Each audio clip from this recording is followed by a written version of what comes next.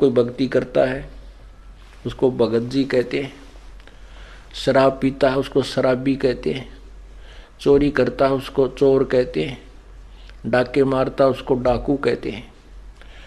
अब जैसे पहले कोई कैसी भी गलती करता था, अब भक्ति कर रहा है तो वो भगत जी हो गया। एक भक्त था हमारा सेवक, तो उसने नाम लिया और वो हमारी रिश्तेदारी में भी पड़ा है, तो वो उसने नाम ले लिया। तो उसका भाई जो है शराबी एक नंबर का, क्योंकि ये शराबी जो होते हैं ना, ये आदमी बहुत कम मिल पावे। वैसे शराब उतरे पाछे तो बहुत अच्छे बतलाते हैं, शराब पिए पाछे फिर ये किसी के काबू के नहीं होते। तो पहले गांव गांव सत्संग करने पाठ करने जाते थे। और एक और भगत था जो दिल्ली साइड का, उसने नाम लिया था। तो उसको ये बताया गया था कि आप वहां आ जाना, वहां 3 दिन सत्संग करेंगे हम गांव में। उनका एड्रेस बता दिया। तो उसमें जो जिसका हमने पाठ करना था उसका भाई का पाठ था शराबी का। तो भाई के न कम जाने थे, उसने ज्यादा जाने थे। वो ड्राइवर था रोडवेज का, वो हमारी रिश्तेदारी में पड़ा है, उसका भीम नाम। तो हमने उस साथ में एड्रेस ये लिख रखा था कि कृष्ण ने ना जाने तो भीम ड्राइवर पूछ लियो। बोला ठीक है। तो उसने आके पूछा, बोला भाई सत्संग है वहां जाना हमने। बस अड्डे से दूसरी तरफ उनके घर थे। तो वो एक आदमी मिल गया ना, बोला किस जगह? बोला उसने बताया कि भीम ड्राइवर अड़के जाना। बोला उनका किसा सत्संग होता? एक नंबर का शराबी है, वहां का सत्संग होता। उसको पता नहीं था, दूसरे से पूछा, उसने भी नहीं कहा। बोला वो भीम ड्राइवर शराबी गए, वो किसे सत्संग कराओ भाई? वो घर जरूर बता देंगे, आगे चला जाए इस साइड में, वहां पूछ लिए। जगह बताते चले गए, 4 मिले, 4 ये शब्द बोले कि वो किसा शराबी हो, किसके? वो तो शराबी है। तो वो पहुंच गया वहां पर, उसने सत्संग सुन भी, वो तो नाम लिए रखा था उसने। तो दूसरी बार फिर 6 महीने के बाद, 1 वर्ष के बाद फिर दोबारा सत्संग था वहीं पर। तो वही भगत फिर उसको पता लगा कि वहाँ सत्संग कर रहे हैं गुरुजी, क्योंकि पहले हम जिस गांव में सत्संग करते थे हमारे भगत वहीं पहुंच जाया करते थे मिलने के लिए, अपनी कोई समस्या समाधान के लिए। तो ऐसे हमने लिस्ट बना रखी होती थी, वो लिस्ट दे देते थे, भी ये कोई पूछा थे बता देना। तो वो भगत फिर उसी गाँव में आया और उनके घर से उलट पुलट गाली गलिया में कहे 1-2 आदमी आ ले तो उसका समझ में ना आवे कहाँ सी हो रहा सत्संग। तो उसने फिर उसकी जब वो दूसरी बार आया तो उसने भीम का जिक्र नहीं किया। बोला मैंने कृष्ण का जाना है, वो डॉक्टर है कृष्ण। तो उनमें हमारा भगत मिल गया। ने बोला वो कृष्ण डॉक्टर का उसने नाम ले लिया उस भीम ड्राइवर ने, और उन्हीं का वो पाठ हो रहा था उस दिन। तो वो भगत मिल गया हमारा कोई, उसको कहने लगा किसका जाना? कृष्ण का जाना। भीम का नाम ना ले, शराबी कहेंगे उसने। तो उन्हें बोला वो कृष्ण का ना होता तो भीम भगत जी का पाठ होने लग रहा है, भीम भगत जी का पाठ हुआ है। उसने सोचा ये गलत समझ रहा है। मैंने बोला भाई मन न कृष्ण का जाना, भीम भगत जी कोई और होगा। उसने सोचा शराबी का करते भगत जी कैसे बोल रहा है इसको। दूसरे से पूछा तो उसने बताया, बोला भाई हाँ भाई भीम का ही पाठ हो रहा है, उसने नाम ले लिया, शराब शुरू छोड़ दी। कहने का भाव दास का ये है कि पहले तो शराबी को था और अब भीम भगत जी नाम से प्रसिद्ध हो गया। तो इसका यही अर्थ है कि हर सुमर सो हंस कहावे, कामी क्रोधी कागरे, और भौरा ना पर में विष के बन में चल बेगमपुर बागरे। कहने का भाव यह है कि यह संसार एक विषय विकारों का वन है, और जैसे किकर के बबूल का बाग वन हो, उसमें जहां भी जाओगे कांटे लगेंगे। तो ये संसार जो है ये बबूल का वन है, इसमें कदम कदम पर पैराम ना लगेंगे तो मुंह पर लगेंगे, कितने न कितने हाथ में लगेंगे, यानी कोई न कोई कष्ट इस संसार में आपको बना ही रहेगा। बेगमपुर बाग में चलो जहां पर कांटे नाम की चीज नहीं, बेगमपुर, बेगम, जहां कोई कष्ट ना हो, कोई दुख ना हो, कोई गम ना हो। अब ये जैसे ये जो शब्द इस दास ने सुनाया है, ये एक नित्यानंद जी संत हुए हैं, उनका उनकी इसमें छाप लगी है। और वैसे ये यही शब्द कबीर परमात्मा की शब्दावली में भी है, उसमें 2 लाइन और एक्स्ट्रा हैं। तो ये संतों ने ऐसे एक दूसरे की ज्ञान से ही ज्ञान होता है, उनके ज्ञान सुन के इसने अपनी तरफ से बना लिया। बाकी संकेत यही है जीव को बुराइयों से हटा करके और अच्छाई की तरफ ले जाना। अब जिसको जितना ज्ञान है वो वहीं तक बोल सकता है। नित्यानंद जी के गुरुदेव जो है गुमानी दास जी विष्णु उपासक थे।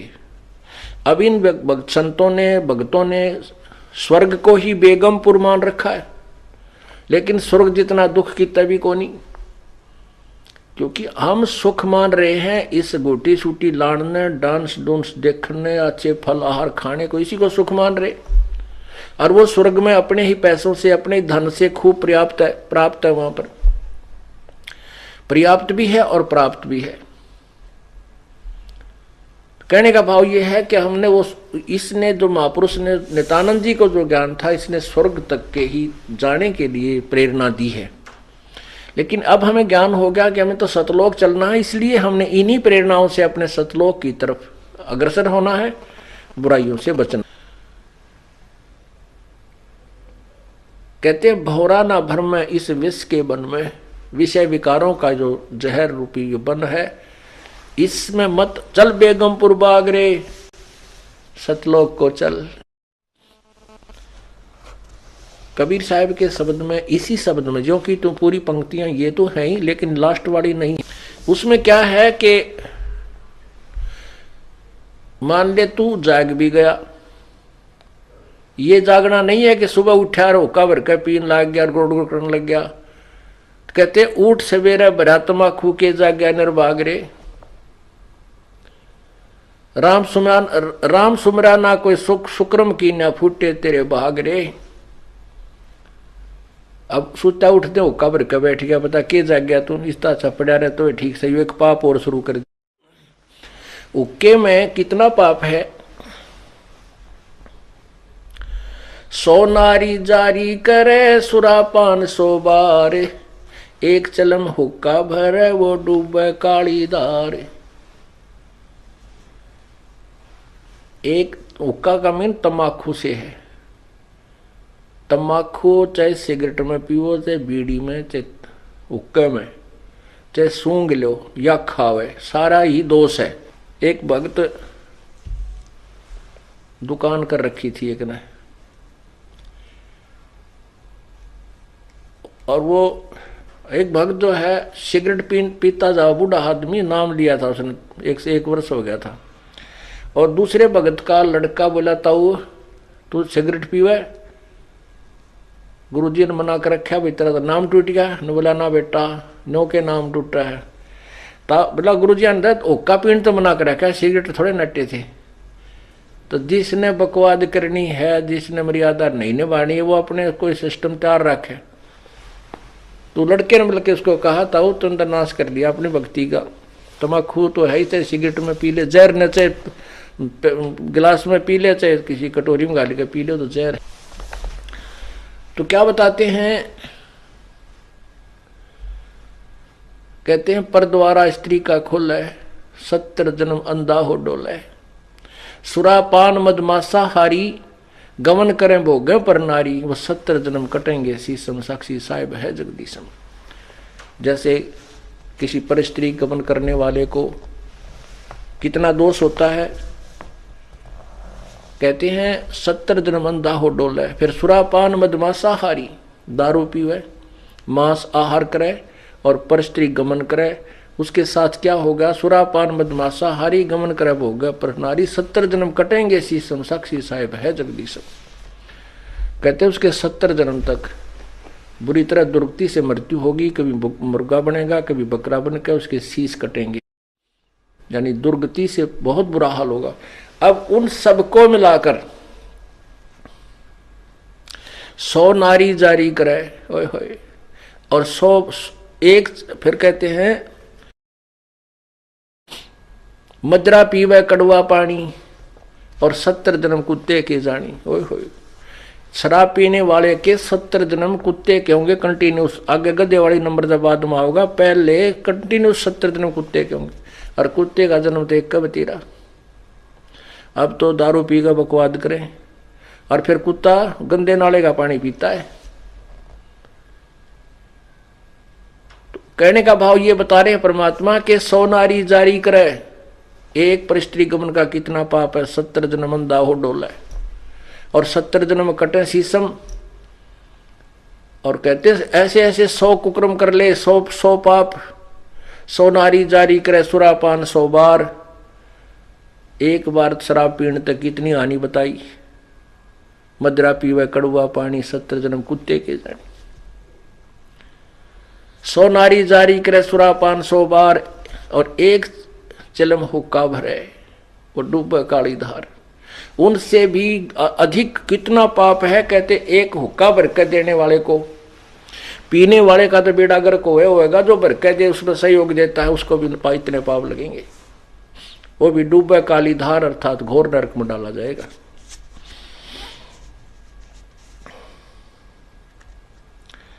तंबाकू कितना हानि करता है, क्यों इतना दोषी बताया, इसमें इतना दोष क्यों है। एक हुक्का पीने वाला या सिगरेट पीने वाला, बीड़ी पीने वाला हुक्का पीवे, धुआं छोड़े, वो धुआं सारे घर में घूमे। वो नवजात बालक छोटे छोटे वह सो रहे हैं, उनमें भी धुआं, श्वास से उसकी बदबू जावे धुएं की। यानी पूरे परिवार के नाक में दम रखे और फिर वातावरण दूषित करे। ओके की धुआं का जब छोड़ते हैं उसमें ना जाने कितने इस वायुमंडल में छोटे छोटे जीवाणु होते हैं, वो अंधे होकर नीचे गिरते हैं धुएं के इस इफेक्ट तक, और पैरों तला करके मरते हैं। वो एक घूंट मारने से उसको कितनी जीव हिंसा कर दी, यानी कितना धुएं से कितना हानि कर दी। वो पाप उस तंबाकू प्रयोग करने वाले के बैड अकाउंट में जाते हैं। और फिर हमारे परमात्मा ने ये मनुष्य शरीर दिया है परमात्मा पाने के लिए। इसमें ये ईड़ा, ये पिंगला, ईड़ा और पिंगला ये 2 नाड़ी बताई जाती हैं अंदर शरीर में। और इनके बीच में मध्य में जाकर के एक सुषुम्ना नाड़ी है, जिसकी सुई की नोक टेक है, ऐसा सुराख है, जो भक्ति के प्रभाव से ये अपने आप ब्लड की तरह हवा भर के वो खुल जाता है। और फिर उसमें से आत्मा अंदर जाकर के फिर नीचे मूल कमल से प्रारंभ होती है। अब क्या होता है कि उसमें वो तंबाकू का जो पीते हैं तंबाकू, और नाका में छोड़ दिया करें, गोटा मारेंगे नो छोड़ दिया करें, तो वो धुआं जो है उस सुराख को पालिश कर देता है। परमात्मा के पाने वाले उस मेन गेट को बंद कर देता है। तो इससे बड़ा शत्रु हमारा और क्या हो सकता है। फिर इस जीवन का के फूकेंगे तो ऐसा गधे का ऐसा कुत्ते का, जब भगवान नहीं मिला इसमें, वो रास्ता बंद कर दिया। दास ने ये सत्संग किया और वो पुण्यात्मा जो बूढ़ा मैं बताऊं था कि भाई बुढ़ापे में सारी उम्र तक खो दी और 65 साल की उम्र हो दी थी, ये सत्संग सुन रहा था ऊपर बैठ कर दूसरे बेटे की छत पर। आगे पाखंडी है, मेरा छोरा भुका लिया, मन मनो का था मेरे से गंदे गंदे विचार आवे थे आप आए जब आपके। तो उसने पहले हम 3 दिन सत्संग करते थे, 2 रात को, अगले दिन सुबह कर करके फिर भोग लगा के हम प्रस्थान करते थे। तो पहले दिन तो उसने सुना बूढ़े ने सत्संग, और दूसरे दिन तो वो सत्संग, जब अगले दिन भी उसने सत्संग सुना, भोग लगना था अगले दिन तो बूढ़ा यानी शाम के समय जब सत्संग खत्म हो लिया वो आ गया।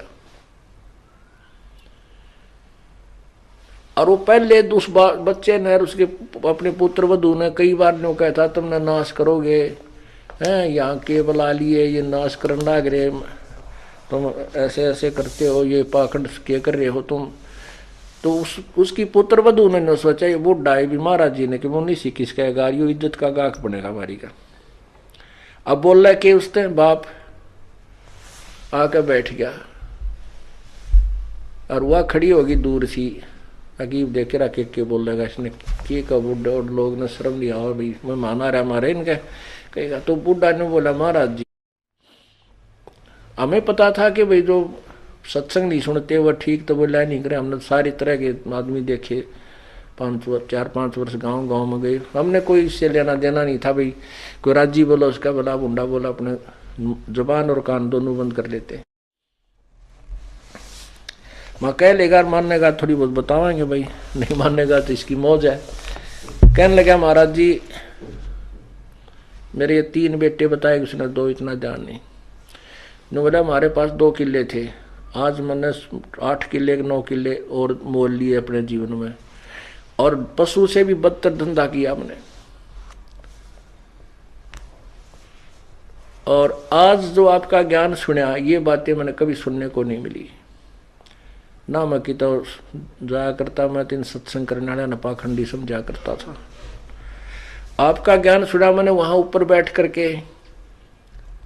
अब मेरा केरा होगा न्यो कह कर बूढ़ा रोन लग गया जिस तरह बालक रोया करे न्यो पड़ के। मैं बोला क्या बात होगी क्यों नहीं क्या बात होगी मैंने समझाया। फिर तो दिल सा उसका डट लिया जब लग गया बताने।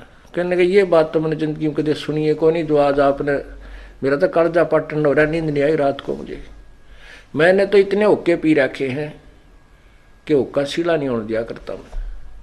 अब मेरा कीड़ा होगा मेरे जैसे पापी का क्या इलाज जो मैंने सारा जीवन पशु से बदतर धंधे किए। और अब जी अब उम्र चली गई अब भक्ति हो को। फिर रोने लग गया फिर रोने लगा वो। मैं फिर उसको समझाया। मैं बोला कुछ नहीं बिगड़ा है अभी तक इस आत्मा के इस जीव के असंग जन्म हो लिए और यदि अब भक्ति नहीं शुरुआत करी तो आगे भी ये झंझट सदाई बना रहेगा। आप अब शुरू कर दो इस उम्र में कोई फर्क नहीं पड़ेगा। ने बोला ईब के होगी दिन के बरा कह दिन का मैं मान हूं मैं कितने वर्ष का अब तो मुश्किल है नो नाड मारे। फिर उसको समझाया कि ध्यान से सुनो आप जैसे कुएं में बाल्टी पड़ दी हो डोल है बाल्टी होती है जिसका रस्सा बांध कर पानी बाहर खींचते हैं और वह बाल्टी कुएं में चल पड़ी और उसका जो रस्सा लटकता हुआ आ रहा है। यदि हाथ पैर मार कर दौड़ धूप कर उस रस्से को लास्ट भी उसकी जो लास्ट एंड भी ठेगा ना पूछड़ी वह नेजू की उस रस्से की बाल्टी के बंधे हुए रस्से की पूछड़ी ठेगी यानी एंड भी मिल गया 4 उंगल का रह रहा वो भी हाथ में आ गया तो कुछ भी ना गया वह बाल्टी भी और पानी भी मिले। अब जावत ये कि जब हाथ पा नहीं मारेंगे तो गई वो तो जा ही रही है। पहले लंबे लंबे रस्से हुआ करते गहरे पानी होते थे कुओं में और कम से कम 50, 60, 100 फुट तक की लंबी रस्सी होती थी तो उसको जाने में भी समय लगता था। तो अगर उसकी पूछड़ी भी ठेगी ना नेजू की उस रस्से की तो कुछ भी कौन गया और नहीं हाथ पा मारेगा तो गई फिर तो कुछ भी हाथ नहीं लगेगा। यह बात उस बुढ़े के कसूती जच गई। मैंने उसको समझाया कि आप नाम शुरू करो मोक्ष नहीं होगा तो मनुष्य शरीर आपको गारंटीड मिलेगा। वैसे तो मोक्ष इसी में हो जाएगा कोई बड़ी बात नहीं है। आप सत भक्ति करो सच्चे मन तक लगो और पूरी मर्यादा निभाओ मुक्ति में कोई बात है। एक श्वास के सीमेंट की इतनी कीमत है सब कुछ आपके पास होगा तो उसका बात समझ में आएगी। परमात्मा कहते हैं जीवन तो थोड़ा ही भला जो सत्य सुमन हो और लाख वर्ष का जीवन को लेख दे ना को थोड़ा जीवन बतेरा जो सच्चा सुमन हो सच्चा मार्ग हो सच्ची श्रद्धा से आप करो डर के करो भर मर्यादा में रहते हुए करो तो कोई मोक्ष में कोई ज्यादा वो नहीं है। तो वो कहने लगा जी ना तो मैं दान कर सकता ना मैं धर्म कर सकता। मैं बोला ये तेरे बेटे तेरे तो पहला नाम पाएगी। जब वह बुढ़िया वह माई आ गई वहां बैठ गई ने बोली अपने ससुर के लिए एक पाठ तो मैं कराऊंगी। मैं बोला देखोगे तेरे दान शुरू परमात्मा में लगो रस्ते आप खोल देगा कोई आप सुमन करो, आपने जो सुमन से बड़ा तो कुछ भी नहीं है, बाप के हाथ में कुछ नहीं है, मान लिया। अपनी भक्ति करो, सुमन बढ़ाओ, सारा कुछ इसी में आ जाएगा। भक्ति करो डट के, क्योंकि दान धर्म सेवा जो है हम हृदय साफ करने के लिए कराते हैं। और ई बाप का कर्जा पाटन न हो यार, कुछ पाप करने की जगह रही नहीं। पाप तो आप केवल इसलिए करो थे कि ये ओका पीओ थे, और तेरे बच्चे बहुत समझदार हैं, आपके लिए खूब यज्ञ भी कराएंगे, ऐसी बात थोड़ी है। तो उसने उस बुढ़े नाम लिया, 10 वर्ष वो जिया, खूब डट कर भक्ति करी, तीनों नाम प्राप्त किए और अपना शरीर छोड़ के आराम से चला गया। बोलो सतगुरुदेव।